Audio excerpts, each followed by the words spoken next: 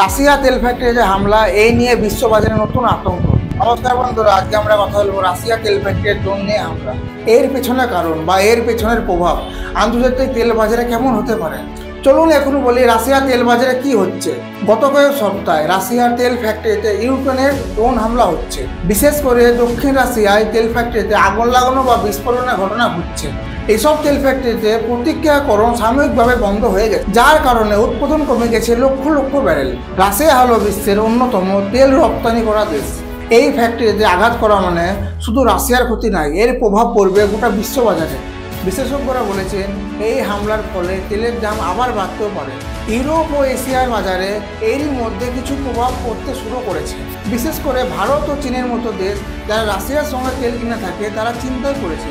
এই ঘটনাগুলো কেবল যুদ্ধ পরিস্থিতিকে জটিল করছে না, জ্বালানোর দামও বাড়িয়ে তুলছে। যদি বিশ্ববাজারে যে হঠাৎ করে তেলের দাম বেড়ে যায়, তা আমাদের মতো দেশে প্রভাব পড়বে ডিজেল ও পেট্রোলের দামে, পরিবহনের খরচে, এমনকি খাদ্যের দামেও। বিশেষ করে বলেছেন যদি এই হামলা আরও চলতে থাকে তাহলে এর প্রভাব পড়বে জ্বালানি বাজারে। আপনার কি মত? এই রাশিয়া ইউক্রেনের যুদ্ধে আমাদের মতো দৈনন্দিন জীবনে কি প্রভাব পড়বে?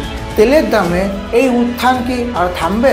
ভিডিওটা যদি ভালো লেগে থাকে তাহলে একটা লাইক দিন, চ্যানেলটা সাবস্ক্রাইব করুন আর বন্ধুদের সঙ্গে শেয়ার করুন, আর কমেন্টে লিখে জানান ভিডিওটা কেমন লাগলো আপনাদের।